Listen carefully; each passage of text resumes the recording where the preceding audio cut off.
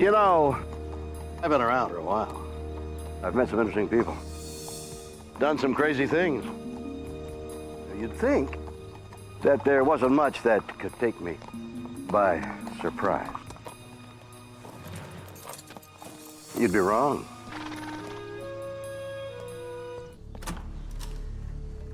The world is full of stories and science and things that amaze and confound me every single day. Incredible mysteries that keep me awake at night. Some I can answer, and others just defy logic. Are man and monster closer than we think?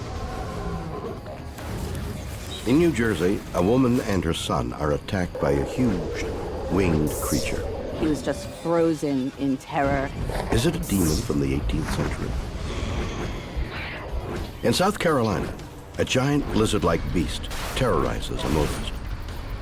I wish I knew what was tearing up these cars. Are reptoids from an underground world stalking us? And in Wisconsin, a ravenous and terrifying creature appears on a remote country road. It looked like a large wolf head on top of a really husky, furry body. Was it a werewolf? Yeah, it's a weird world, and I love it.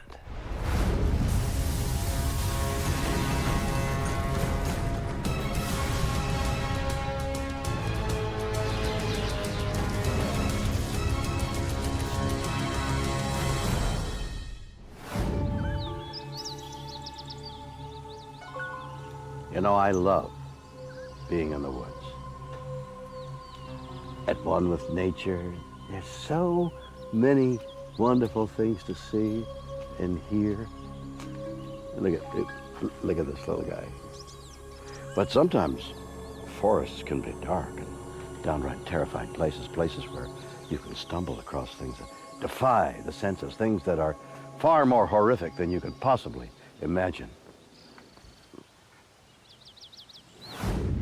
Lori Winkleman is a mother of three. She lives in southern New Jersey, next to an isolated forest known as the Pine Barrens. It's very unexplored and unfriendly, I guess would be the best description. Lori and her family moved here in 2003. It was then they witnessed the weird and eerie atmosphere of the forest firsthand. There were no squirrels, there were no birds, there was nothing. It was just this quiet, still forest that was very creepy. The family decides to avoid the woods at all costs. But on February 18th, 2004, an event takes place that would haunt them forever. The night stands out in my mind originally because it was the first snowstorm we had down here. Lori ventures outside to turn off the Christmas lights. Her 10-year-old son, Glenn Jr., insists on coming along to help. I had made a buddy system for my kids so that no one was ever allowed to go out alone. As Lori unplugs the lights, she suddenly notices something is very wrong with her little boy. He was just frozen in terror. Lori soon sees why. Someone, or something, is watching them from the forest. It was horrible. It was huge. It had an ugly face, a snout. It had horrible red eyes, little horns, and I just remember it had a horrible bulbous forehead. It was the worst thing I've ever seen. It was just hideous. It also has wings. Terrified, Lori and her son run for their lives, but the creature takes off in hot pursuit. It swooped over our heads, heading in the same direction we were, towards the house. When we got to the back door, it was right over us. Scrambling inside, they think they're safe, but whatever attacked them is still out there. There was this like clacky metallic noise on the surface of the roof. I've never heard anything like it. Terrified, Lori and Glenn huddled together for hours, waiting for the monster to crash through their roof.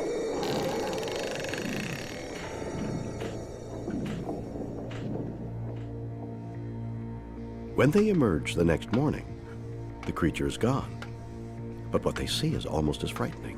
We went outside and we saw the tracks exactly where it landed. There were footprints, we couldn't believe it, perfect prints. Lori takes photos of the prints. She's determined to solve the mystery, so she shows the evidence to rangers at a nearby state park. I just said, please let me know what this is. Could it be a cougar? Could it be a bear? It's neither. It's something beyond logic. The older gentleman immediately just said, it's the Jersey Devil. You just had a Jersey Devil sighting. Well, I was embarrassed, to be honest. I didn't want to scare my neighbors or look like I was insane and seeing Elvis or UFOs. But Lori and Glenn aren't the only ones. Thousands claim to have seen a demonic-like monster in the Pine Barren. They call it the Jersey Devil. This mysterious entity is believed to have inhabited the forest for over 200 years. Some believe its origins are closely linked to a local witch named Mrs. Leeds, who gave birth to her 13th child in the 18th century. Legend has it, I believe it was deformed. It was horrible, ugly, horrible eyes, snout, horrible forehead. It grew very large and it was very powerful, and it broke out and escaped. Was the winged creature that attacked Lori and her son the deformed child of an 18th century witch? I know what I saw, and I know animals. I just felt like prey. For the first time in my life, I have never known what it felt like to be prey. And I just felt like that. It was awful. It was just really awful. What exactly stalked Lori and her son in the woods behind her home? Are demons real? Women's Studies Professor Deborah McGregor doesn't think the Jersey Devil exists, but she does have a monstrous theory. Monster births were understood to be children of the devil. During the 18th century, some children were born with serious defects due to infectious disease and intermarriage. They were known as monster births. The mother of a monster baby would be damned because some people would say that she had sex with the devil. Professor McGregor claims that not only did Mrs. Leeds suffer a tragic monster birth, but it occurred during a period of Christian fanaticism in New England, which made it seem like a sign that dark, supernatural forces were at work. You might wonder how people got the idea of something being born with claws and horns. I think we don't know. The power of legend amazes me in terms of how long this story of the Leeds family should go on. This is from 1735 to 2011. I mean, that's really amazing. Someone still remembering that, a sighting of such a creature. People might have thought, well, that's the way a monster looks. Is the Jersey Devil a deformed infant born to an 18th century woman? If so, then how did it turn into the legend of a supernatural creature? It'll keep your kids from going too far, and then maybe they won't get eaten. A woman and her son are attacked by a winged creature in the woods behind their home. Was it a demon from the 18th century, or a legend inspired by a deformed baby? Psychology PhD student Ian Miller agrees the Jersey Devil is a type of monster, one that inhabits our minds. The Jersey Devil is a great example of a meme. According to Miller, a meme is an idea that is transmitted from person to person, infecting our brains much like a virus or a viral video.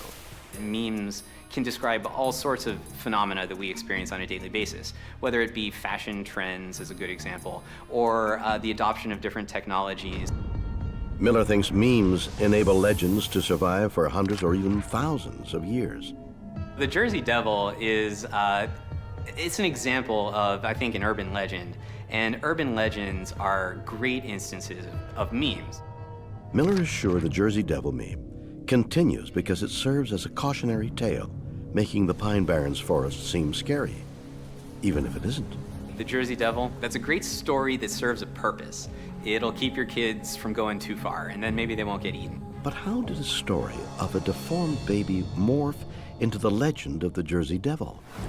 To demonstrate, Miller has set up an experiment to show how a meme works in real time. What we're going to try today is we're going to revisit a game that we might have played when we were younger called Broken Telephone. A volunteer is shown an image of the Jersey Devil. She in turn describes what she's seen to the next person, and so on down the line. Through word of mouth, the idea evolves, becoming more fantastical each time it's retold. I expect that a lot of the details about this picture are going to be completely lost. You know, is this monster eating an animal or is it eating a person? The way that the Jersey Devil is depicted in this image has definitely some horror influence to it. It's going to be a kind of scary picture. And I'm expecting that that's a component of the story that might well be repeated as we go down the chain. By the end, the meme has become virtually unrecognizable from the original illustration. Moment of truth, what do we got? A wolf jumping on a nail in the forest. A wolf jumping on a nail. If even one person along the chain misremembers something, these alterations to the story are just going to kind of explode. Here's what we got. I think it definitely illustrated the point that when one person tells another person, they're not making an identical copy of whatever was in the first person's head. Psychology professor Doug Canlan agrees Lori Winkleman and her son saw something strange and frightening. But it wasn't a demon. It was a human child. Since the founding of Rome, there have been stories about human beings who've been raised by animals. They're called feral children. And they're surprisingly common. Over 400 of these bizarre cases have been documented worldwide. In one case, the famous wolf girls of India, the girls actually grabbed birds and ate them raw. But where do they come from? Is modern civilization creating wild, animal-like creatures that survive purely on primal instincts? Historically, of course, the reason is that parents or guardians realize that they have a child who is not intellectually capable. They have inherited a real problem that's going to cost them their livelihood. The easiest thing is to leave them for nature to take care of. How would you know a feral child if you see one on the street? Well, you would find if you should chat with the person that they had difficulty understanding you, and certainly you had a difficulty understanding them. They probably would not have had a haircut, or done their hair, or had fingernails. They would be interested in knowing whether you had any food with you. And their clothing, if any, would be in tatters. Wow, this story is getting more and more monstrous by the minute. First it's some witch having sex with the devil, and now this other guy actually believes that sweet, innocent children could become horrifying monsters. Is he crazy? Hey, hey, hey, hey, no playing ball. Get off my lawn. I don't think he's crazy at all. Could Lori Winkleman really have mistaken a feral human child for a hideous monster? Professor Canlan says yes, thanks to the atmosphere of fear and terror inspired by the Pine Barrens. If you're living in a place and you hear something out there every night, you're already primed to be frightened. Canlan feels creepy environments make people think they're dealing with something much worse than it really is. This leads to belief that one is dealing with a subhuman sort of beast who's apt to be dangerous. In point of fact, they're rarely dangerous. So was the Jersey Devil a feral child roaming the forest? Or was it a deformed infant born to an 18th century woman? Or is the mystery of the creature only in our minds? We may never know. Weird or what?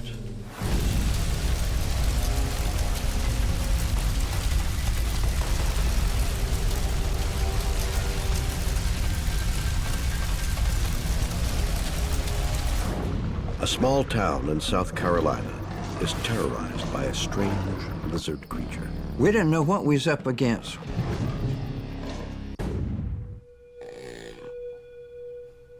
Man-beasts.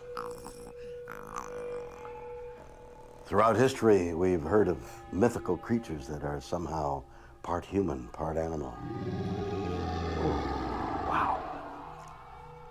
Now let's assume for a minute that they do exist. It might be possible, right? This throws up some very interesting questions.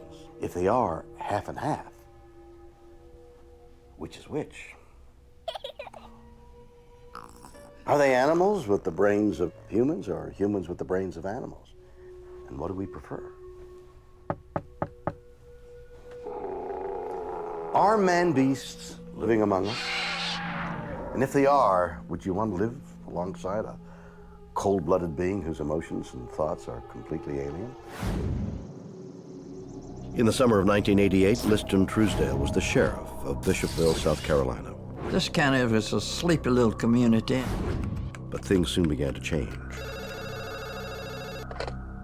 In a bizarre series of incidents, someone or something began attacking parked cars. But these were no ordinary acts of vandalism. The cars looked as though they had bite marks.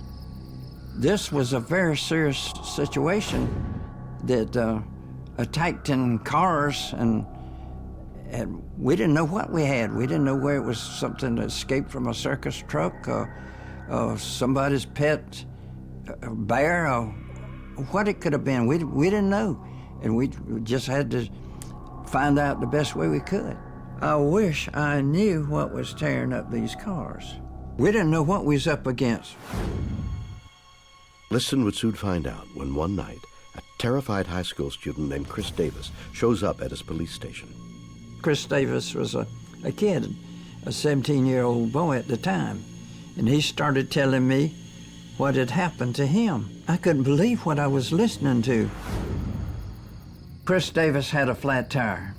He stopped to fix his flat tire side of the road.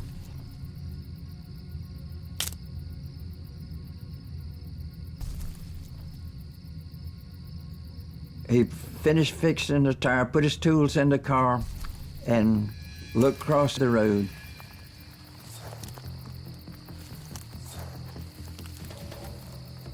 Davis can't comprehend what he sees.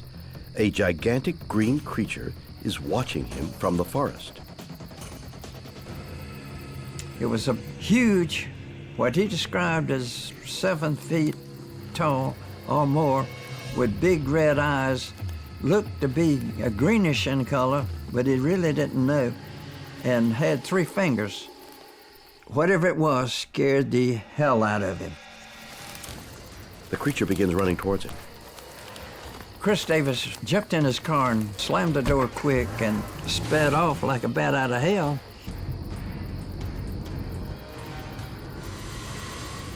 But the creature isn't giving up so easily. The creature jumped on the trunk of the car and then onto the top of the car and was looking down at him through the windshield from the top. Davis swerves the car, trying to dislodge it. He thinks he threw him off. He had to throw him off. Mystified, Sheriff Truesdale doesn't know what to make of the story. I said, draw it. So he drew it. Truesdale is stunned by the picture. It shows a lizard-like being that stands upright like a human. It wasn't anything like I ever seen. But Sheriff Truesdale needs to know if Davis is telling the truth. We asked him if he would submit to a lie detector test. No problem, he said. Davis passes the test. He isn't lying. But what had he seen? Davis's testimony isn't the only report. Soon dozens of others come forward to describe their encounters with a giant, lizard-like creature. But not everyone is convinced. Well, a lot of people didn't believe it, and a lot of people thought it was a hoax. Crop duster pilot Frank Mitchell knows it's no hoax. Why? He saw it too. The morning of the sighting was a nice day. I got up with a very clear mind, happy as a lark. Fixed my coffee like I always do, lit my cigarette, and loaded the airplane as usual, and taxied on out to the runway. Mitchell brings his plane up to takeoff speed. Here I am coming to 75 miles an hour, ready to take off. Suddenly, he sees something that turns his blood cold. This thing come out about right where I'm standing, and just simply walked right across this runway, right in front of the airplane. This thing was 8 or 9 feet tall, or better. Looked like a big monkey, maybe, with a larger nose, maybe, than a monkey would have, much taller, and a brownish, greenish looking skin. It had a lope in its walk, and it didn't run, it just walked across the runway. It's too late to abort takeoff, so Mitchell keeps going. But as soon as he's in the air, the creature disappears in flames. I come back around as quick as I could, but I never did see it again, and I didn't say anything about it. Then, a few days later, my buddy said, "Frank, I hear a racket in the woods out here." So I took the shotgun and walked out with him, and my wife followed me. And right under that light, she got bit by a rattlesnake. The next day, after I carried her to the hospital, which she came out fairly okay, behind me here, there was a whole lot of damage in the woods back here, but I had no idea what did it, all right, unless it was what I had seen just a few days before. Mitchell is convinced that the thing he saw is still out there. I still hear a strange sound to this day that I cannot describe to you. I used to walk almost to the swamp at night, but I don't go anymore at night, period. This property right here I have loved ever since I've been here. However, now I'm curious about it at night, you know, but I do love this property, but there is something out here somewhere in these woods around that swamp. It's a long swamp, and he may not be on this property right now, but it's a long swamp, and he can be anywhere, and I promise you he is somewhere.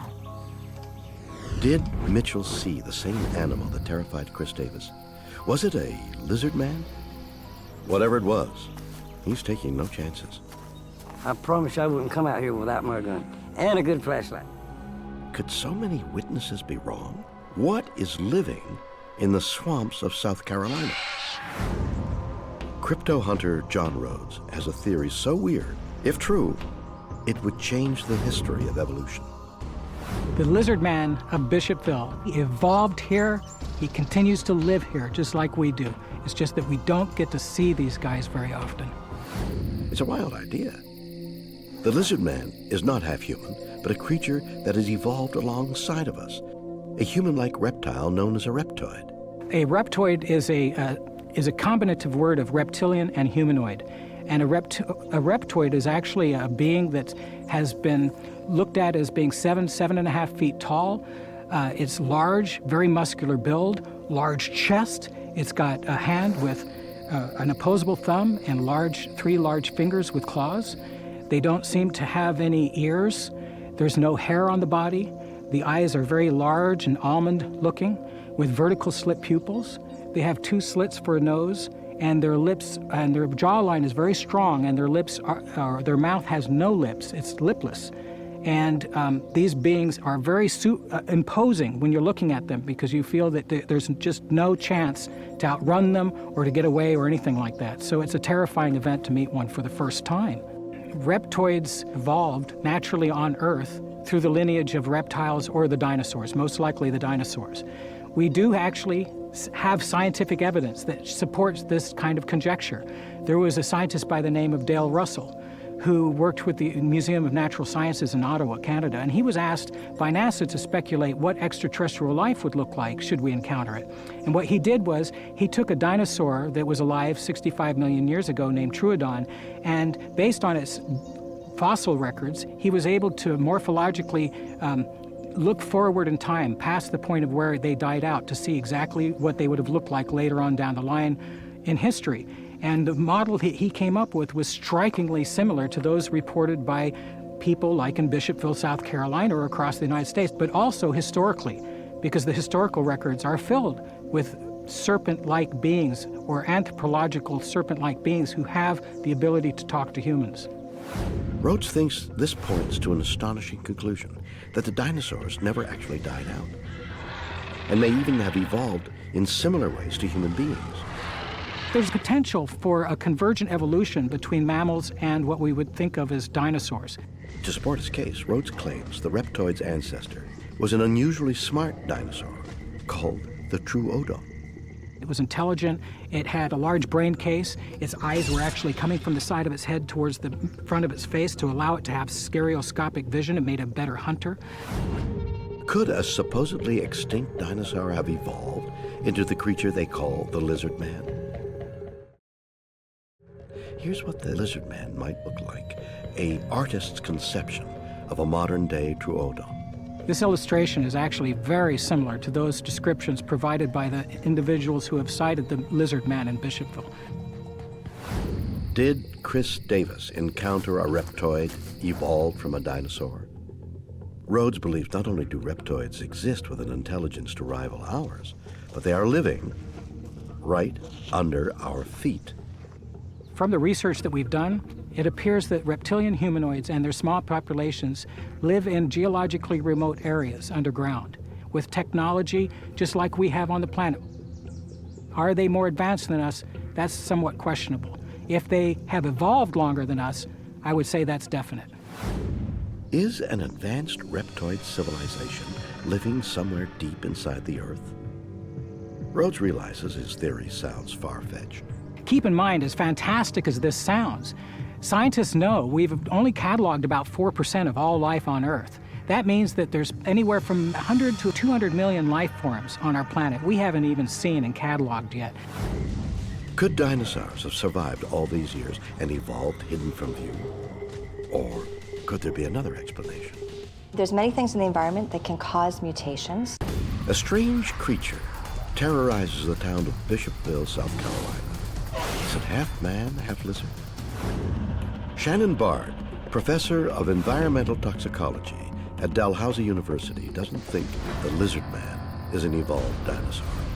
She raises an even more bizarre possibility, that the creature could be a normal reptile mutated into a monster by toxic chemicals. There's many things in the environment that can cause mutations. There can be different chemicals in the environment which can interact at a cellular level and actually cause the DNA to get breaks in it, and that causes a mutation. These could be generated at an industrial site or at a hazardous waste site and could accidentally be introduced into the environment, and you could get exposure that way. So different chemicals in industrial processes, different drugs can be very potent, and there are also situations in which a chemical itself or a drug itself may not act as a mutagen itself, but it may disrupt cellular function in such a way that a mutation actually occurs. There's damage to the cell, and it causes stress in the cell, and then a mutation results as a secondary effect. Sometimes these mutations can create giants. There are many factors involved in producing animals that may be growing larger or stronger than their parents. They could potentially have some mutations in their genes, which would increase the level of growth hormones. But if the lizard man is a mutant monster, how did it become one? Well, guess what?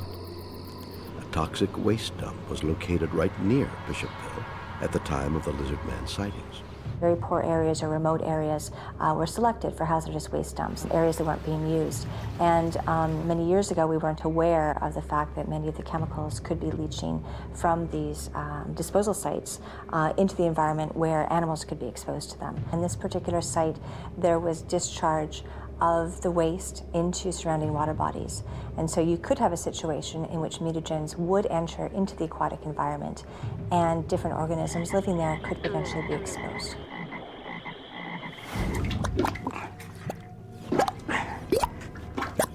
Strange creatures emerging from toxic waste dumps, transformed from cute little critters into giant mutant beasts that terrify the planet. Ridiculous, isn't it? Well, I gotta tell you, I don't think it is. I've had some very serious issues with my plumbing lately. And if whatever it is living in there escapes, all of us are doomed. Could the lizard man be a giant rampaging mutant? Ben Radford is the deputy editor of the Skeptical Inquirer magazine. I'm investigating the lizard man as, for example, a homicide detective would investigate a murder. You look at eyewitnesses, you look at forensic evidence. He thinks there's less to the lizard man phenomenon than meets the eye. You see the same thing with a lot of these sort of mysterious monsters. You don't have direct evidence of these things. You have very, very few eyewitness sightings. Why? Simple. Radford claims people invoke the lizard man whenever something unusual happens in Bishopville. People aren't saying, I saw the lizard man. People are saying, this is weird, what could it be? Oh, there's a lizard man down the road, that must be it.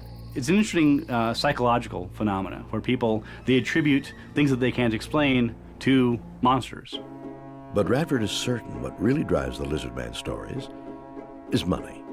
Of course, the lizard man has been an economic boom for Bishopville and elsewhere. People cashing in on it. Then there's the lizard man merchandise. We have, of course, a bumper sticker. Who doesn't need that on your minivan? Lizard man butter beans.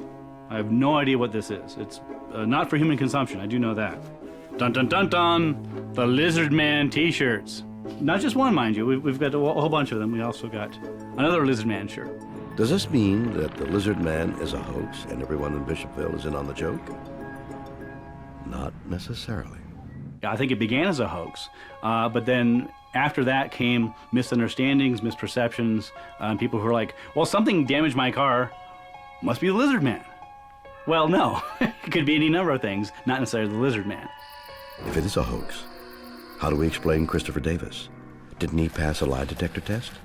I tried to track down the polygraph test. I couldn't find anyone who would give me any information on it. I'm not saying he didn't. I'm just saying if he did, then where's the evidence for it? And again, if the lizard man doesn't exist, how does he account for all the cars damaged by the creature? I've seen the photos, and I'm not impressed. It's clear that whatever these marks are, they're not bite marks, period. End of story. To my mind, the most compelling evidence for the lizard man is probably Dixie Rawson's minivan. Her story is that she came out one morning, actually I think her husband did, Robert, and he saw these weird scratches and holes in the front grille of their Dodge minivan. And we're like, what's going on here? What caused this damage to the car? And it actually wasn't Dixie or her husband that originally came up with the idea that the lizard man had attacked it. It was actually her neighbors. She told her neighbors, like, well, isn't this weird? Her neighbors like, that must be caused by the lizard man. And then she's like, oh, okay. And she'd never heard of the story before. And so she basically she basically believed what they said. And, you know, if her neighbors are telling her that it's a lizard man, maybe it's a lizard man, who knows?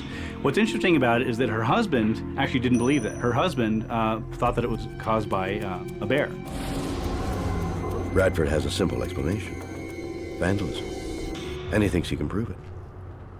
At a junkyard outside Albuquerque, New Mexico, Radford will test his theory. Radford believes he can replicate the so-called lizard man damage using common household items. I have a variety of tools I'm going to use, including a pellet gun, I have a hammer, a pickaxe, a saw. Is it vandalism or teeth marks from lizard man? Let's find out. This is an attempt to bring some science to it. This gets beyond eyewitness sightings, beyond the reports, to real physical evidence. Finally, Radford gets the results he's looking for. I had a lot of success with one of the screwdrivers that makes holes that look pretty much exactly like the teeth marks. My guess is that it wasn't a lizard man that attacked the vehicle, it was a screwdriver. Is the lizard man of Bishopville an intelligent reptoid descended from dinosaurs? Is it a mutant lizard born in a toxic waste dump? Or is it a hoax designed to boost the local economy and cover up for vandals? Weird, or what?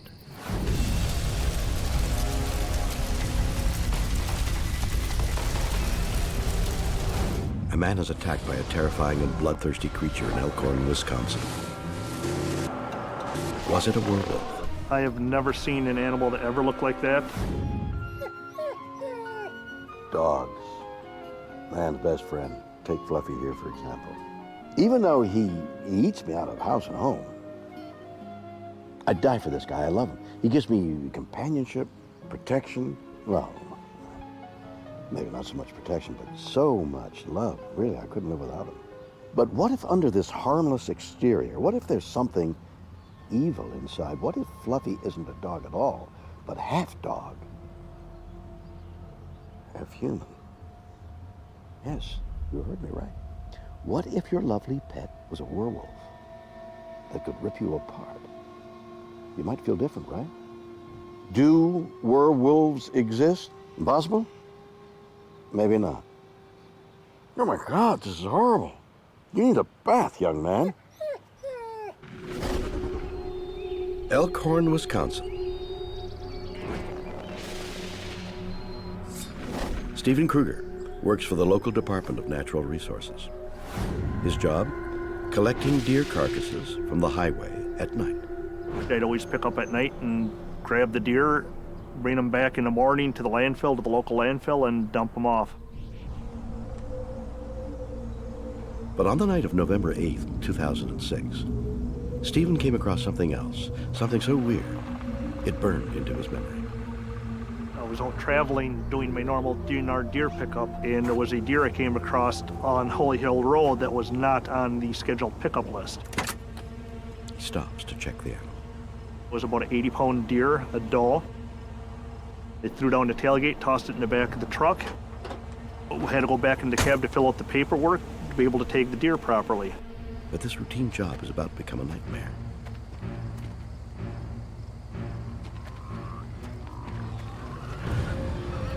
Suddenly, Stephen feels the truck shudder. Didn't faze me at first. I thought it might have been the wind or something. And then it shook more vigorously the second time. I looked in the rear view mirror and there it was. What he sees makes no sense. Something bizarre is climbing onto his truck. I just saw it from the head to the shoulders, a little bit below the shoulders. It looked like it was reaching into the truck to grab, and which I'm only assuming was the deer that I just put in there. What could be strong enough to carry off a 36-kilogram deer? It looked like a large wolf head on top of a really husky, furry body. It was something I never have ever seen before, and I've seen pretty much every animal that I thought was in the state of Wisconsin, from bear to wolves to coyotes. But Stephen's confusion is about to turn to terror. As he watches, the creature stands on its two hind legs, like a man. I guessed it to be around 6.5 to 7 feet tall. It could have been a very large wolf on its hind legs. I've never seen that before. Stared at it for about, I don't even know if it was 5 seconds, might even be too long. I threw the truck into drive because it scared the living daylights on me, and I hit the gas. Stephen thinks he's safe until he hears something strange. I did hear the clunk of the ramp hitting the ground. That was a distinctive metal hitting the pavement type of sound. Somehow, the animal has pulled the deer and the heavy metal ramp right off his truck. Despite his fear, he decides he must go back. I did need to go back and get the ramp because that was a vital part of my job. On the heavier deer, I can't pick up a 180-pound deer on my own. Stephen returns to the scene, but the creature has vanished. When I got back to the area, I just grabbed my flashlight and the ramp, the deer, everything was gone. Did not find anything. Whatever it was strong enough to drag the deer and the ramp off into the woods. Frightened and confused, Stephen heads straight to the police. I figured it was an aggressive animal, whatever it was, so I decided to stop in at the Washington County Sheriff's Department and report the incident. Stephen recounts his weird encounter, but remarkably, the police aren't surprised. They've heard the story before. The creature even has a name. They call it the Bray Road Beast. The mysterious animal has been sighted hundreds of times, going back at least 3 decades. They did take me serious on it. They did send out 2 squads to take a look for it, but they did not find anything either. What did Stephen Kruger see? What animal stands like a human and has super strength? Could this be evidence that werewolves exist? I have never seen an animal that ever looked like that. I don't think I ever will see another animal that looks like that, to be honest. You know, of all the things in the human psyche, a werewolf is one of the most terrifying. I mean, just look how ugly this guy is. But actually coming into contact with one, now that's scary. What do? Well, you can use one of these. Do silver bullets really work? Well, perhaps you could use one of these.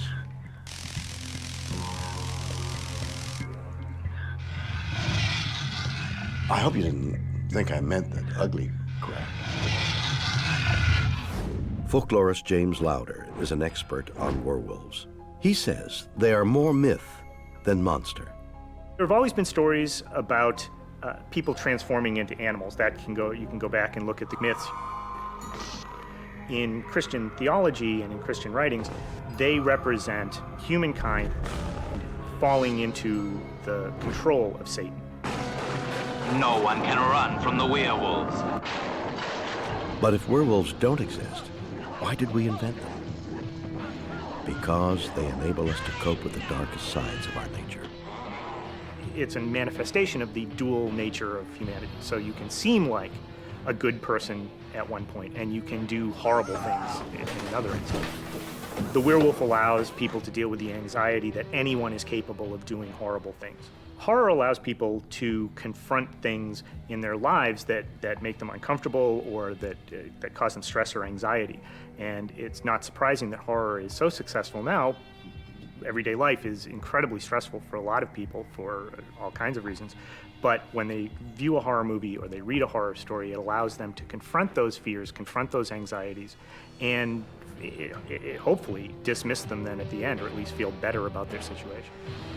But if this is true, what did Steve Kruger see? Was it just a trick of his mind? Lauder has another compelling theory.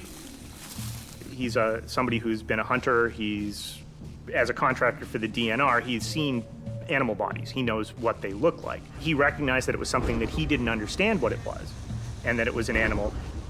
But what animal fits the description given by Steve Kruger and hundreds of others who have come into contact with the Bray Road Beast? Normally, we get the gray wolf, is the typical kind of wolf we see in the state. More recently, environmentalists have found that there are eastern wolves that have moved into the area.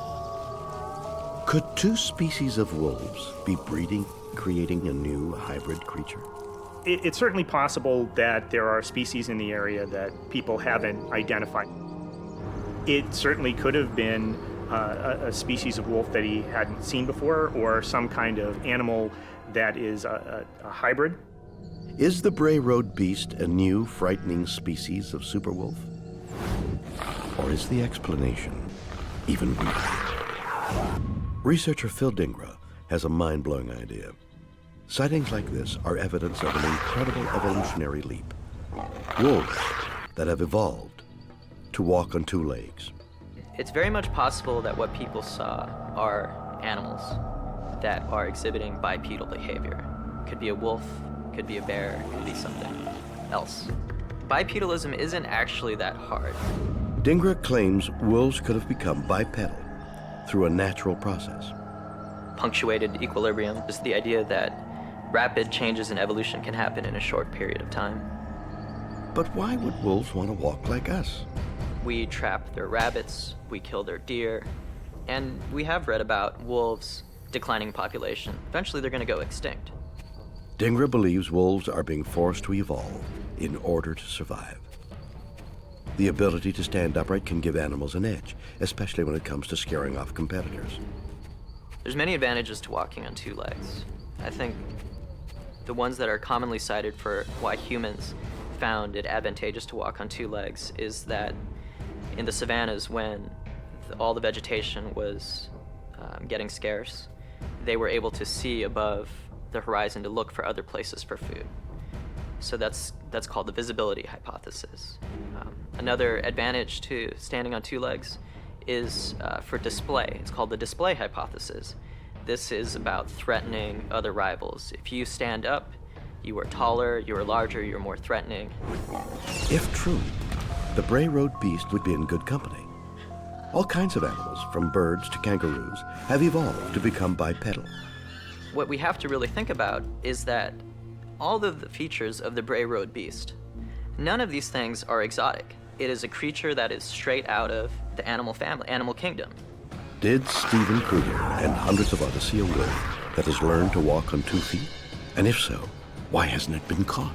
It's some sort of other dimensional manifestation. A terrifying creature attacked Stephen Kruger's truck in the lonely Wisconsin woods. Was it a werewolf? Or a wolf that learned to walk like a man? Paranormal phenomena expert Linda Godfrey apparently has the answer. She was a reporter on the scene when the first Bray Road Beast sightings began in 1991. To my surprise, when I began to investigate, I found out that there was a wide variety of witnesses. None of them seemed to have anything to gain by lying, and most of them were genuinely frightened by what they had seen. These eyewitnesses described a beast much like the one that attacked Stephen Kruger's truck. They were seeing a creature that stood 5 to 7 feet tall, looked like an upright wolf running or walking on its hind legs. Godfrey's investigation led her to a startling revelation. The creature isn't from this world. It's some sort of other dimensional manifestation, similar to the Native American concept of spirit creatures that cross back and forth from a spirit world to ours. Does the Bray Road Beast travel at will between our reality and another beyond? Yes, says Godfrey, and here's how. They use ancient Native American religious sites as portals to the spirit world. They're called effigy mounds, man-made piles of earth in the shape of animals, and Wisconsin has more of them than anywhere in the world. They represented different facets of the animal kingdom, from water creatures to land creatures to air creatures. The people who built the effigy mounds, their shamans were able to bring forth spirits that would guard the mounds. Could this be true? Well, think about this. Most sightings of the Bray Road Beast have taken place in or around effigy mounds. Is the creature somehow using ancient religious sites as a gateway from another dimension? But it just is very odd that the hot spots of dogman sightings are all very close to these concentrations of certain types of effigy mounds. I discovered almost accidentally that concentrations of a certain type of effigy mound that have a very long tail and are either called the panther, lizard, or water spirit mound correspond almost exactly with hotspot sightings areas of the dogman. I don't pretend to fully understand it, and I hope someday that I figure out a little bit more about it. Was the creature that terrified Stephen Kruger a supernatural being from another world? Is the Bray Road Beast a wolf that evolved to walk on 2 legs? Or are werewolves real and living in Wisconsin? Whatever the truth, this story is most definitely weird, or what?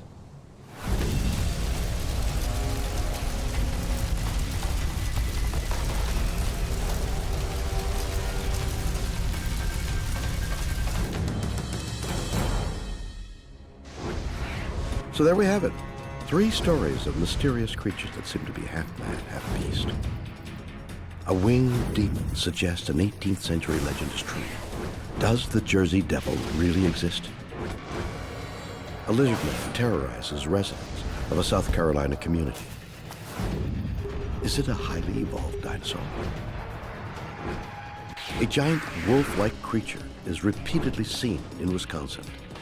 Is the Bray Road Beast a real-life werewolf? You decide. Join me next time for more stories that will undoubtedly be weird, or what?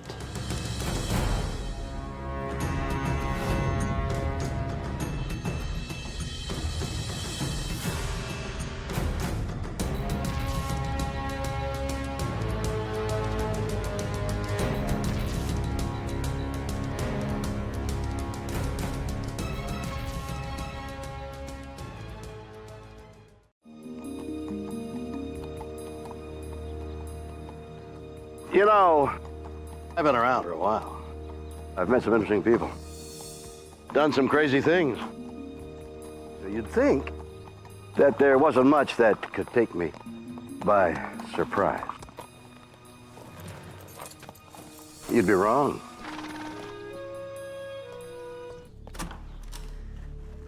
The world is full of stories and science and things that amaze and confound me every single day. Incredible mysteries that keep me awake at night.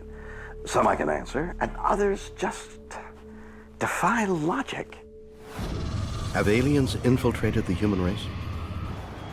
In Mexico, a farmer finds a mysterious and terrifying creature that looks like nothing on Earth.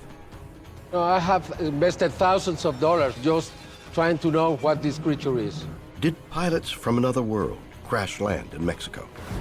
In Arizona, a woman claims to have been fathered by an ET in a top-secret government experiment. There are extraterrestrials walking amongst us. Can human and extraterrestrial DNA mix together? And in Nevada, a U.S. serviceman befriends a colony of aliens living secretly on an Air Force base. They wouldn't hesitate for a second to kill a human. Yeah, it's a weird world, and I love it.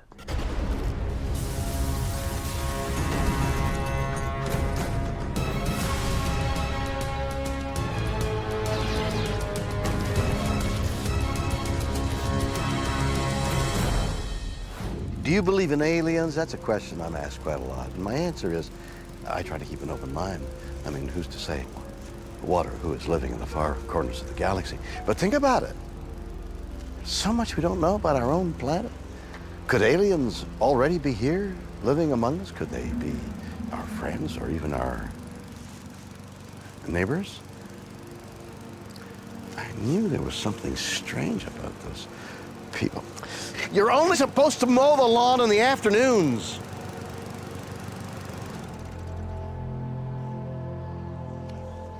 God, they're impossible to live with. May 26, 2007. In Metec near Mexico City, a farm worker is going about his duties in the barn. Suddenly he hears a disturbing sound.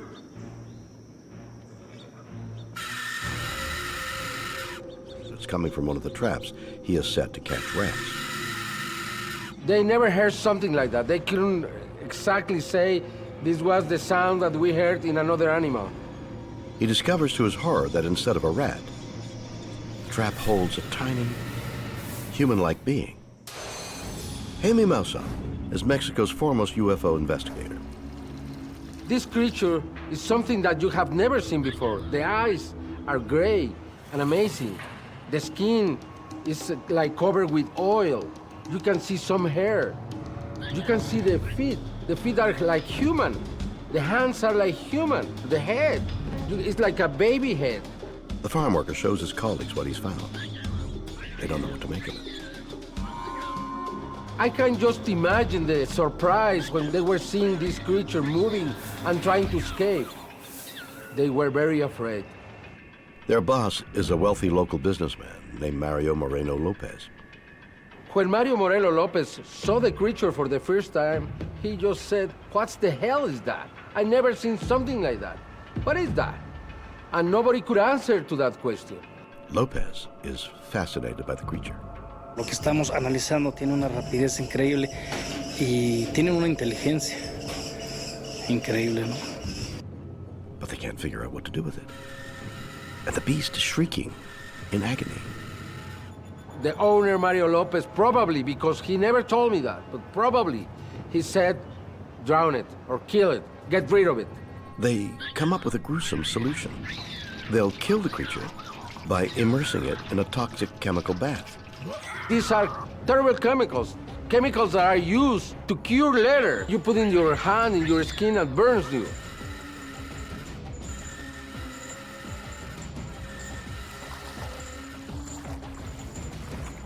But then something inexplicable happens.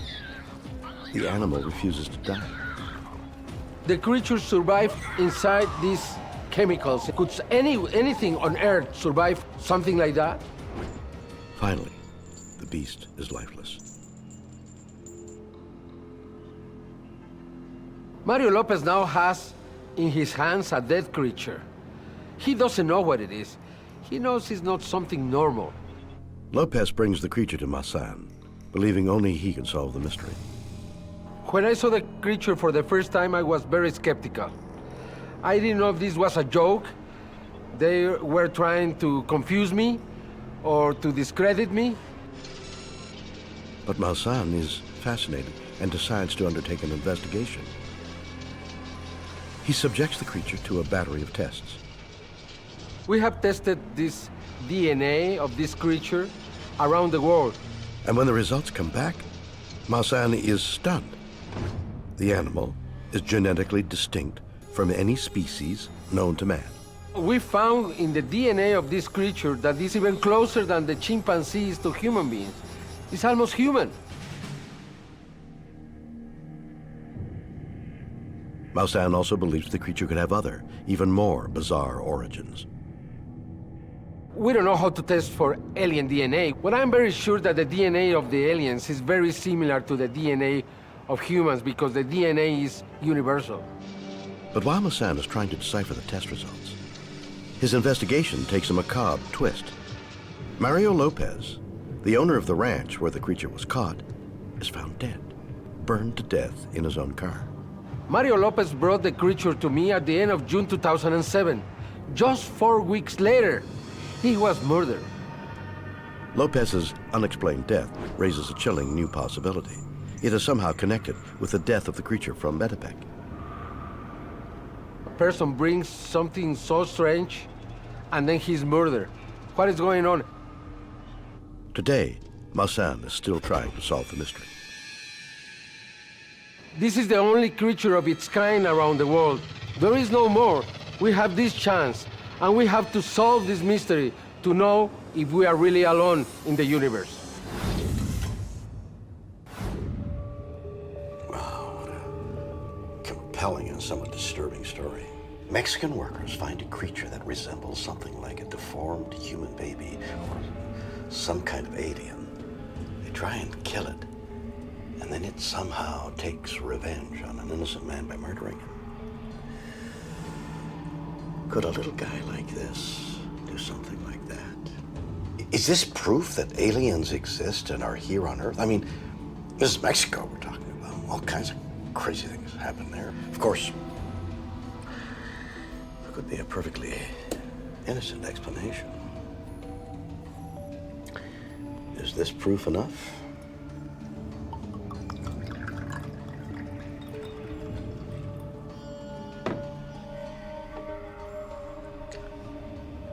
It may be.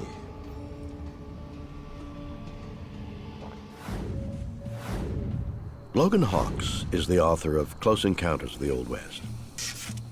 He believes the Metec creature is just the latest in a long line of alien visitors that left their mark on that region. If you look back into the myth and mythology of the people that lived in this neck of the woods, the Metec creature very much looks like a little person described in some of these legends. Hawks has an intriguing theory to explain the creature's origin. I believe this extraterrestrial creature was a pilot of a craft that flew through the zone of silence. It affected his guidance system, his ability to control the ship. He crashed on a farm where he was discovered by a Mexican farmer.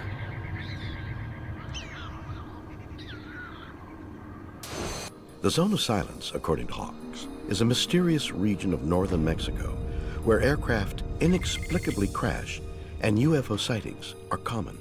This is an area that could be compared to the Bermuda Triangle or the Devil's Triangle. The region gets its name from a strange magnetic irregularity that affects everything that passes through it. Technology within the Zone of Silence doesn't work the way that it should, not the way that it does in other places. For example, microwaves, electronic equipment, seems to have a lot of interference. For instance, a handheld compass cannot read magnetic north. The needle will just spin and spin and spin. The Zone of Silence exploded into headlines in 1970 when it caused a sophisticated U.S. Athena missile to crash. The guidance system went very strange, and it landed in the heart of the Zone of Silence. It was carrying a nuclear payload, so there was a great deal of controversy over an American missile crashing on foreign soil. There was an extraction that happened, and it's quite an interesting subject. No one knows why the Zone of Silence causes electronics to go haywire, but Hawks believes the explanation is more supernatural than scientific. There's something that you feel from the earth, from the ground, from the rocks, from the mountains. You can't put your finger on it. It's like someone's in the room watching you. Was the Metec creature a member of an advanced alien race? Could the Zone of Silence have caused its spaceship to crash? Or could there be an even stranger explanation? I'm convinced that this creature is actually something from another dimension. A Mexican farm worker finds a tiny creature unlike anything known to science. DNA tests are unable to identify it. Is it an extraterrestrial? For paranormal expert Timothy Beckley, the Metec creature raises more questions than answers. If it had any great intelligence and was coming from afar, why would it get trapped in some sort of animal trap? And also, where's its craft? And where's its breathing apparatus? So if the Metec creature wasn't a pint-sized alien pilot, what was it?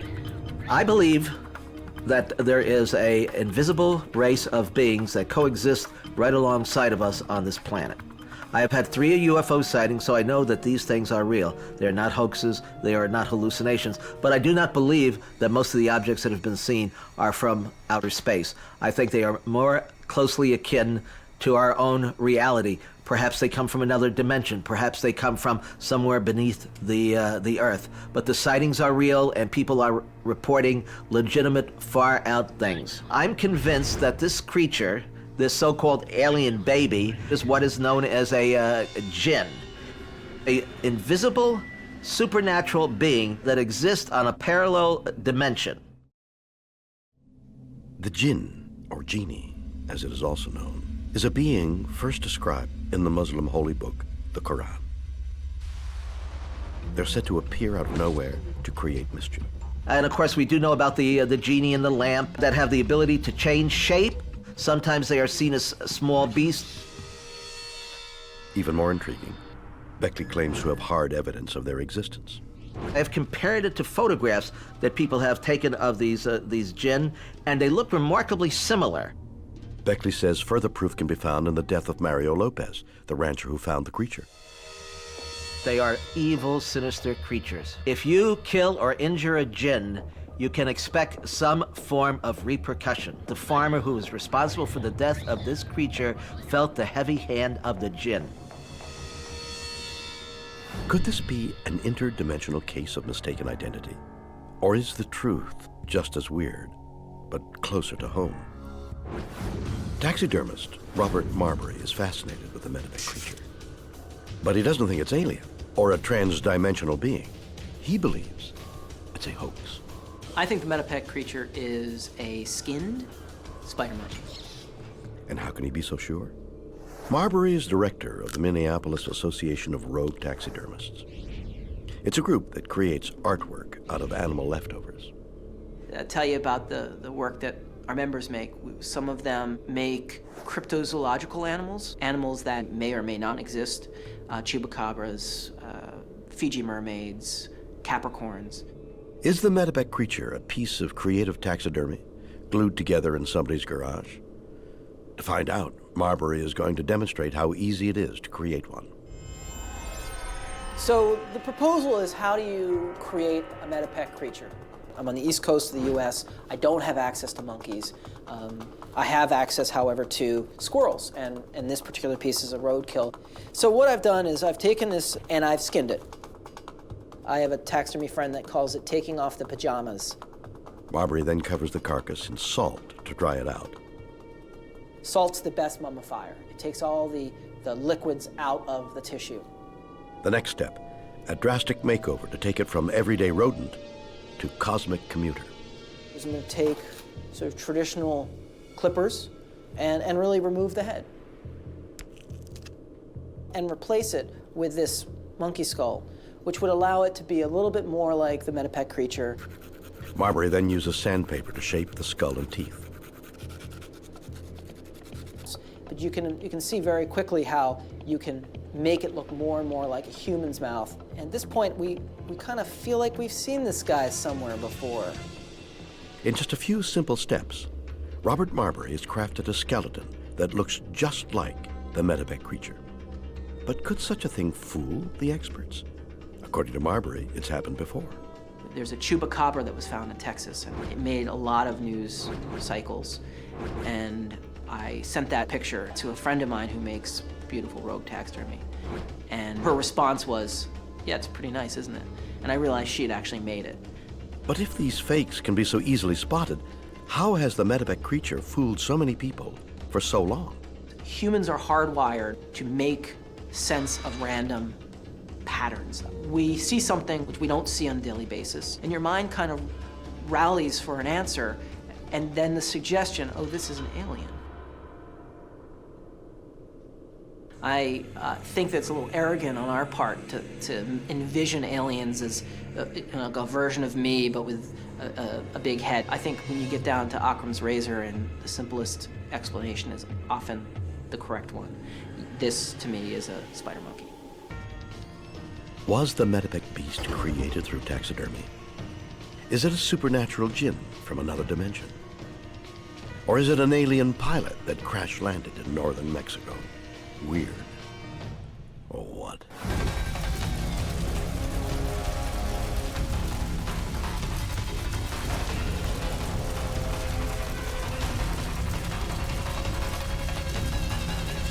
In Arizona, a woman discovers she's the product of a sinister experiment, breeding humans with aliens. They created me in the Petri dish.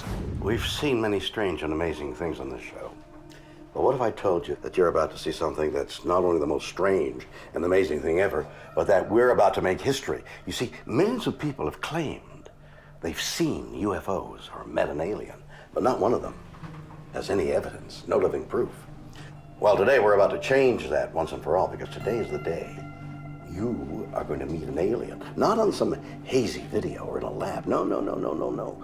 Face to face, in person, really. Ladies and gentlemen, meet Cynthia. March 24th, 1972, Omaha, Nebraska. Cynthia Crawford has just experienced the most joyful event of her life, the birth of her son. But the pregnancy has been difficult, and the doctors have made a strange discovery. She has an exceptionally rare and mysterious blood type.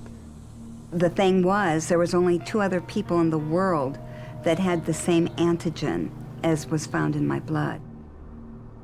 It's not the first time she's been told she has bizarre physical abnormalities. Her body is just different, and no one can tell her why. Her pupils don't dilate normally. Her skin is strangely thick. Her bones are porous. My twin sister had muscular dystrophy, and when they went to see if they could do a transplant, we were incompatible. But it's not only Cynthia's body that's extraordinary. It's also her mind. Even as a toddler, I realized how different I was, because I was always able to do things that my sisters couldn't do. I remember drawing with crayons and so forth, and all of a sudden, I wanted a crayon, and I literally moved it with my mind to me. I also was able to hear thoughts, and they couldn't hear thoughts. For years, Cynthia searches in vain for an explanation. Then one day, her father, a retired CIA agent, reveals the brutal truth. He tells her she was part of a top-secret government program with a dark mission. My father told me that our government were working with the German scientists that were brought over after World War II. But as Cynthia pores over secret government documents, she learns something even more mind-boggling. She was created in a laboratory, a product of her father's covert breeding program.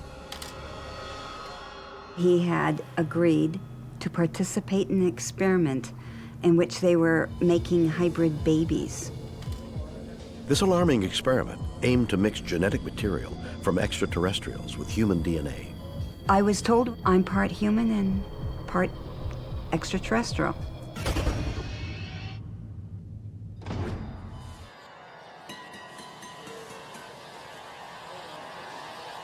The way they created me in the Petri dish was they used alien DNA that the German scientists brought over with them, and the rest from my father and my mother, and mixed it all together in the Petri dish, and then inserted it in my mother's womb.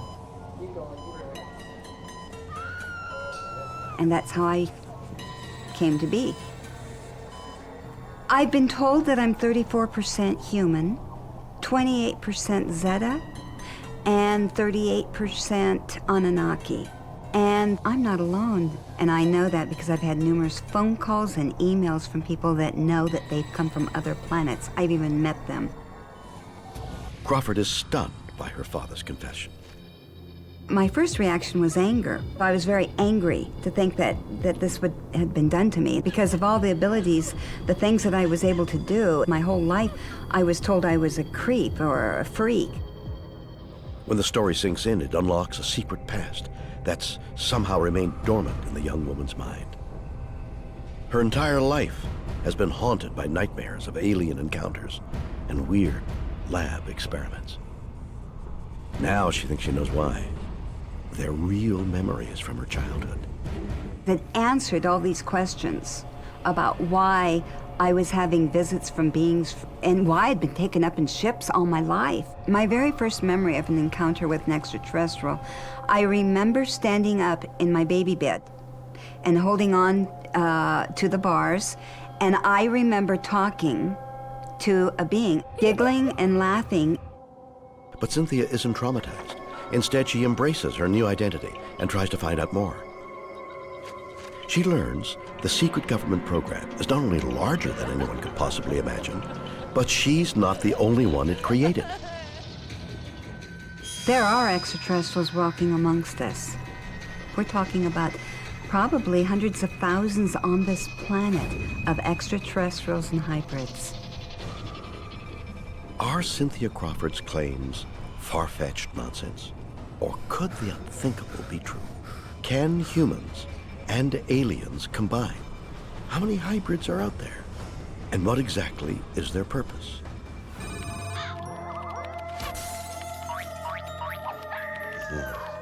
Grandkids. Don't you just love them, huh? Wow, this is a remarkable story. And you know, the more I look around, the more I'm convinced that aliens indeed could live among us. And there's just one problem I don't understand. Why? I mean, if you were an alien, why would you choose to live among a species like us? Would you go for something a little more advanced, like amoebas?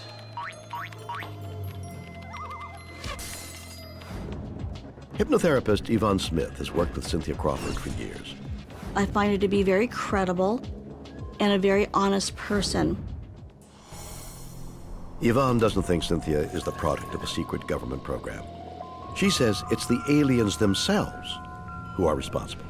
Cynthia fits the pattern of someone who has been abducted by alien beings. She has had strange pregnancies. She has had objects implanted in her body. But what about Cynthia's memories of medical experiments in secret laboratories? They're exactly what happens, says Smith, in a real alien abduction. When someone has an abduction experience, always what it involves is ova being taken from the women, sperm being taken from the men. It's not pleasant.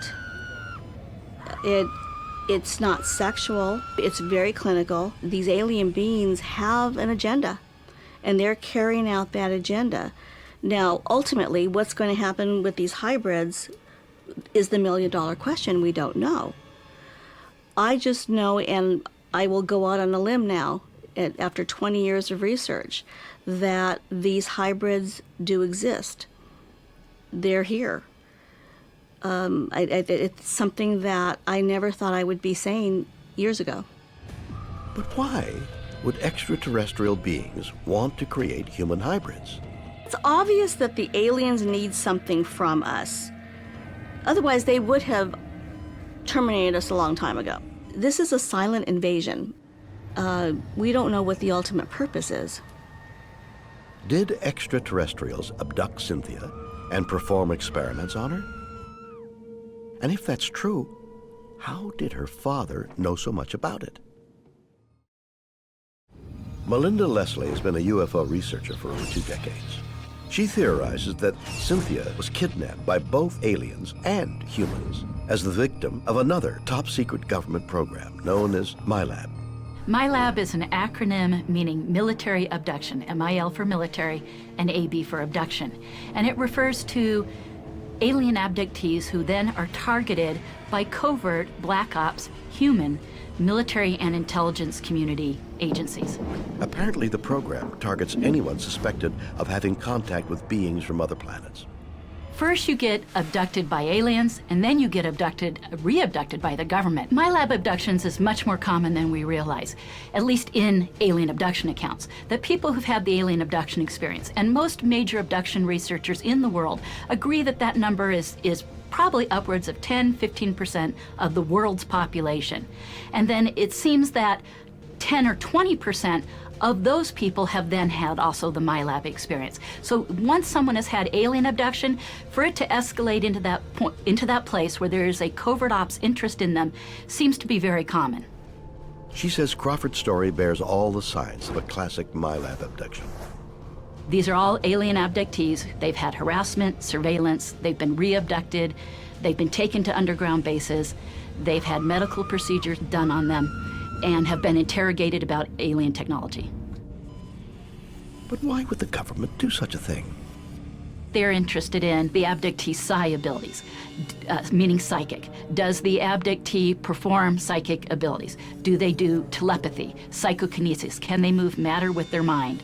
They're interested in abductees' genetics. Have they been genetically enhanced? Have they been genetically altered or affected by the ETs? Could it be the CIA is using the program to prepare for an alien invasion of Earth?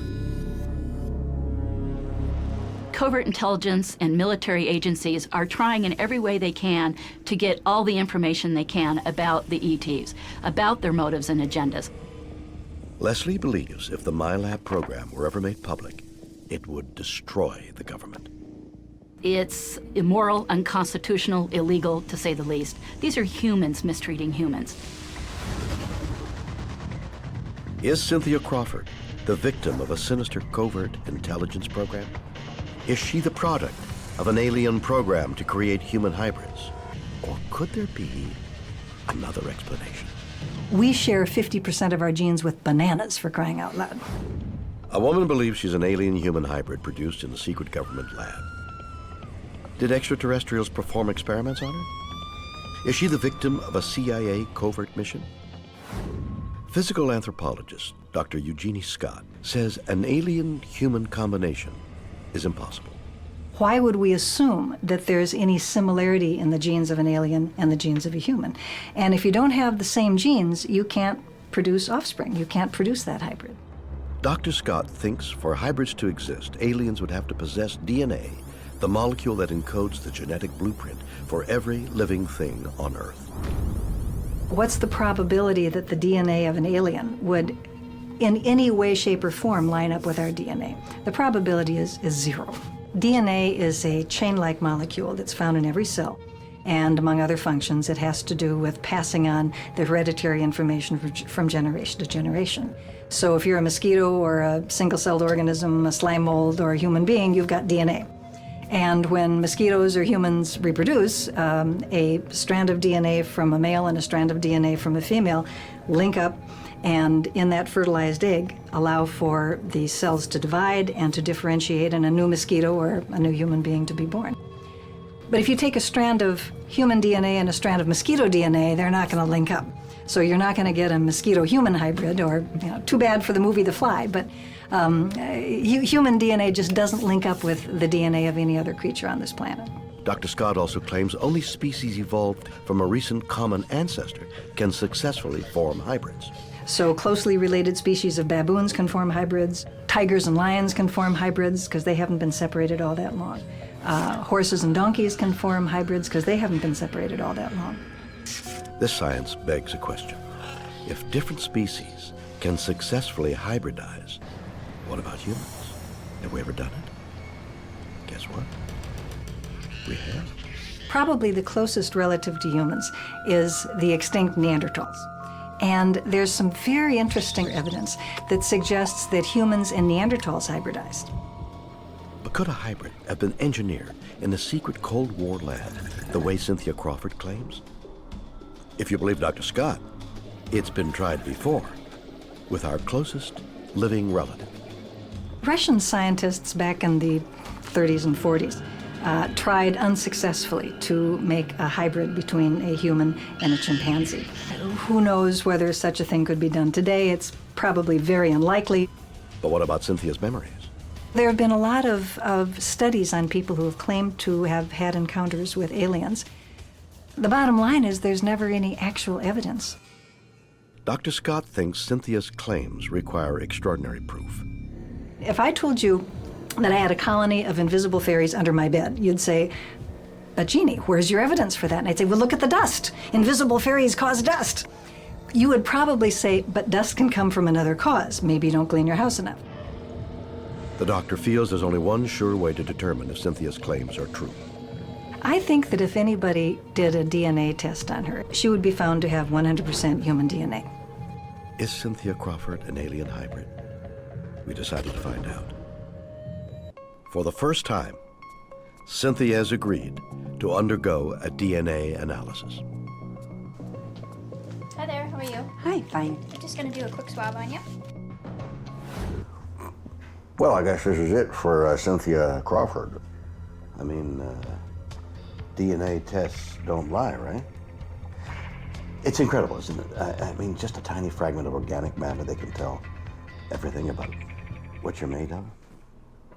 Oh my goodness, I'm made of pepperoni. In a few days, the results are back. Cynthia, I'm Dr. Baird. I have the results of your DNA test. Are you ready? Yes. Okay. Dr. Baird's test looked for DNA inherited from both of Cynthia's parents.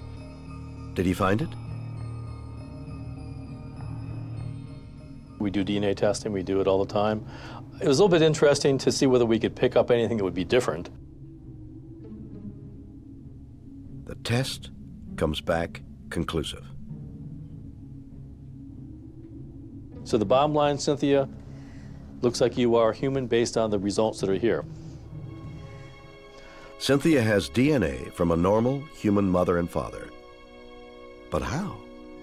Did her father lie? I'm very saddened by it because I wanted to be able to have some kind of proof. But in this remarkable story, there's still one more twist. Even though we could not pick up any alien DNA in your profile, doesn't mean that it's not there. It means that we don't have the systems that are available to pick it up. For Cynthia, it's good news. It means there's a chance her wild claims could yet be true. They have absolutely no way of determining alien DNA. There are no tests for alien DNA because they've never had aliens that they've been able to get DNA swabs from. Could Cynthia have alien DNA after all? Is she the victim of a sinister alien abduction? Or was she the target of a top-secret intelligence gathering operation? Whatever the truth, this story is 100% weird. Or what?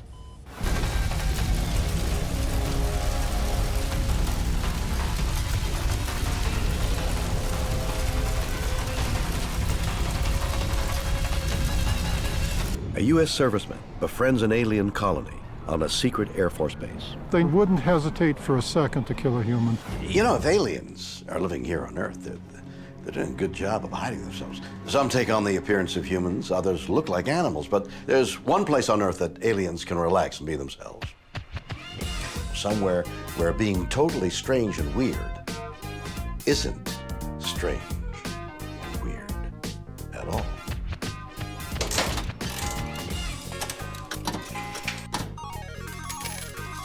Jackpot.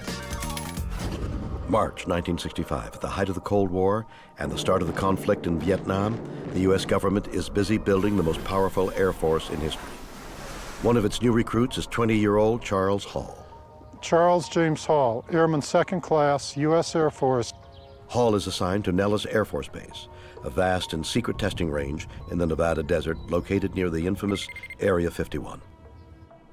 Hall's job is to observe weather conditions in isolated areas. I was walking from the weather station back to my barracks at about 12:15 at night.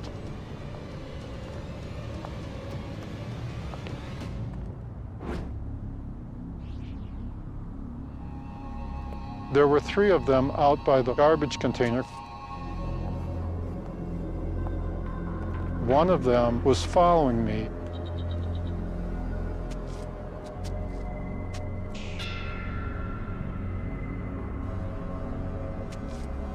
I thought that I was sleepwalking or dreaming.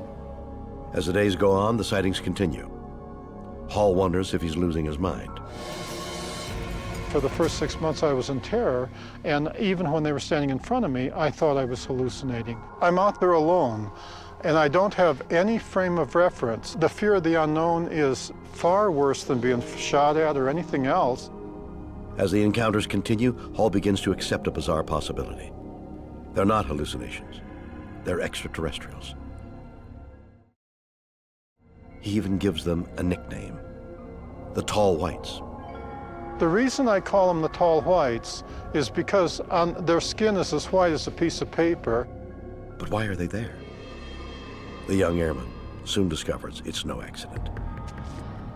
Not only are his Air Force superiors aware of the aliens' presence, they're hosting them in a secret underground complex, protected and hidden from outside view.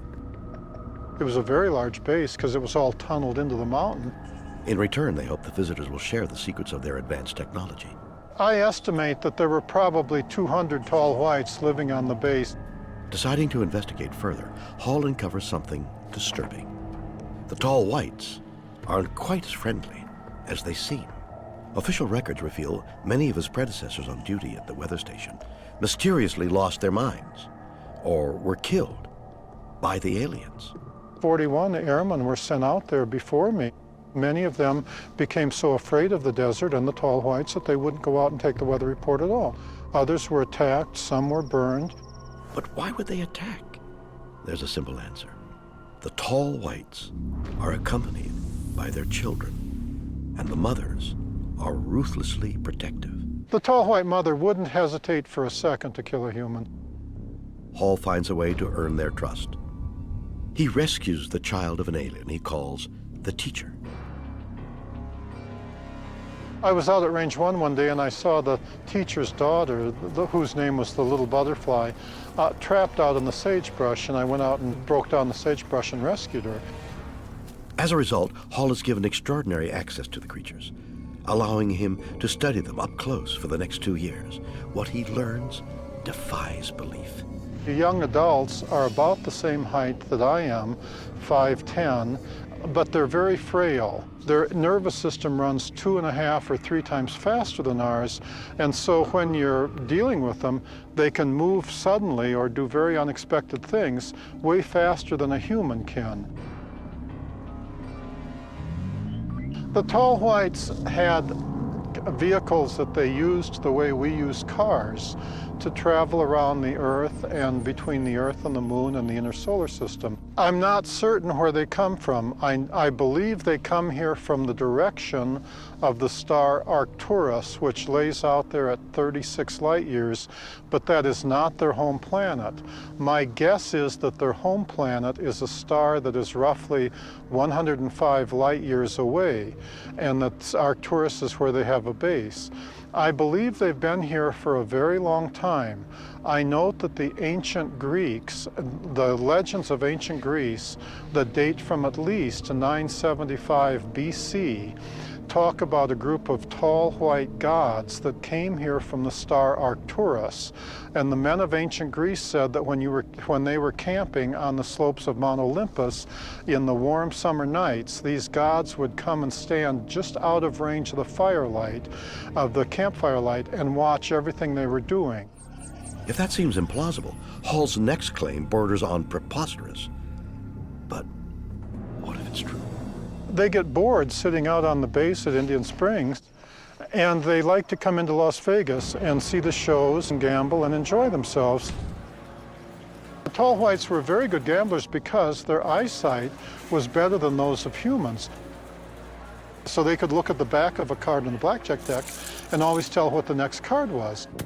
Hall finished his military service in 1968 and never saw the Tall Whites again.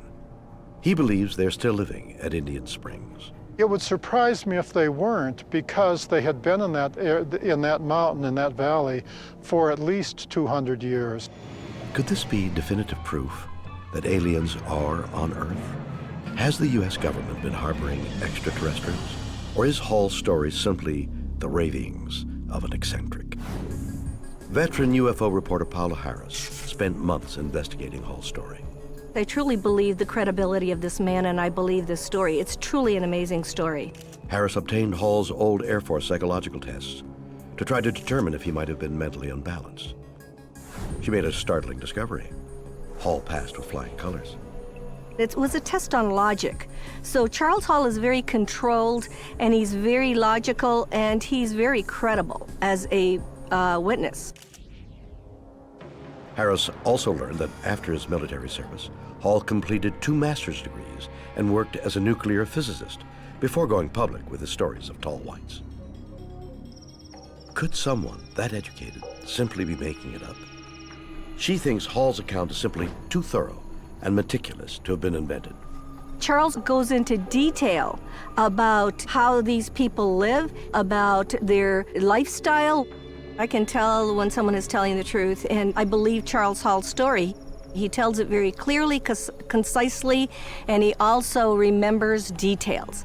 The man is incredible with details. He lived this, he knows about this case, and it's been part of his life. Could Charles Hall's fantastical claims be true? Are aliens using Earth as a second home? Or is there another answer? I've had lots of schizophrenia patients talk about how they lived with aliens. A man claims to have lived with a colony of aliens on a U.S. Air Force base. Does his military background make his story credible? Psychotherapist Kimberly Moffat doesn't think so. She isn't shocked by Hall's stories of living with aliens. She's heard them before, from her own patients. I've had lots of schizophrenia patients talk about how they lived with aliens, and in the mental health field, this is very common. Moffat feels such visions could be a symptom of a rare condition known as grandiose delusion disorder. Grandiose delusional disorder is the type of delusion that happens when people think that they're kind of the strongest, fastest, and most intelligent person alive. In some cases, the delusions actually have like a supernatural or religious or science fiction type quality. According to Moffat, one symptom of GDD is the subject has no idea they're delusional and are all the more believable because of it. The way that I would explain the consistency of Charles Hall's story is that he really does remember this as if it were facts happening. So in any person that's experiencing a hallucination or delusion, it is very real to them. I can't emphasize that enough. What he experienced, it may not be real to any of us, but in his own mind could have been very real and very detail-oriented, almost as if it were a dream. So you and I have dreams every night, and we might wake up and feel a certain way and remember vividly what happened. And this is the same way that somebody with a mental health disorder might remember a hallucination. With someone with this type of delusional disorder, it isn't a malicious act. He really does feel like this happened to him, and he wants to tell his story. But if these memories are delusional, what caused it? Moffat feels it was the very thing that brought him to Indian Springs in the first place: military service. We know that he did fight in Vietnam, and a lot of times when war survivors come back, they're incredibly traumatized. Sometimes that can be something that lasts for the rest of their life and can even push them into having other mental health issues. With something like schizophrenia, there is a genetic component. That part has been proven. So if you do have a family member or somebody who's been in your ancestry that has schizophrenia, then there's a chance that you could have it too. But people also, it's kind of like a light switch going on and off. And a lot of times we find that schizophrenia sufferers have their first experience when they're under an extreme amount of stress. So it could be fighting in a war, going through a traumatic experience, or even, being in music school or writing exams in law school, that type of thing. When people are really, really stressed to the max, we find that that's when they have their first episodes. So that is definitely something that could trigger the onset of a delusional disorder. Could psychological trauma be the root of Charles Hall's memories? Did military service make him retreat into a fantasy world? Do tall whites exist only in his mind? Conspiracy expert Patrick White thinks so, but not for the reason you might think. He thinks Charles Hall was the victim of a secret government mind control program known as Project MKUltra. It attempted to discover if LSD and other drugs could be used as weapons. The CIA and the government were trying to find a virtual truth serum. They were performing all kinds of weird and bizarre experiments on these individuals to basically see how they could get them to confess military secrets. They were basically recruiting unwitting patients. Individuals were going into hospitals for anxiety, depression disorders, and for months they were just experimented on unknowingly and unwittingly. The victims of the MKUltra project were generally subjected to various forms of torture and abuse. They were trying to break down the will of the individual and remove the personality completely so that they can program them in whichever way they saw fit. So people were administered amphetamines where they would be completely jacked up for periods of time, and then they would be administered barbiturates through an IV where they would be completely brought down. People were administered LSD and were forced to listen to repetitive audio loops over hours at a time. People were put into drug-induced comas. Basically, anything that could be done to break the will of an individual, it was tried. Did MKUltra implant false stories into Hall's brain? They could have programmed him to think he was a platypus, and he would have believed it. They could have totally programmed him to think, wow, I've interacted, worked, lived, and mingled with alien beings. Was Charles Hall the victim of secret government mind control experiments? Is he suffering from a delusional psychological disorder? Or did he really live among aliens at a U.S. Air Force base? Weird. Or what?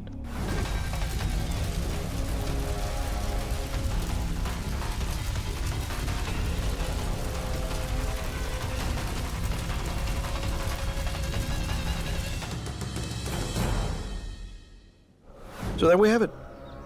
Stories of real-life ETs who may be our friends and neighbors. In Mexico, a strange and unidentifiable creature is found by a rancher. Could it be a visitor from another world? In Phoenix, a woman claims to be a human-alien hybrid. Does she represent a new transplanetary species? And in Nevada, a young serviceman discovers extraterrestrials living on a remote Air Force base.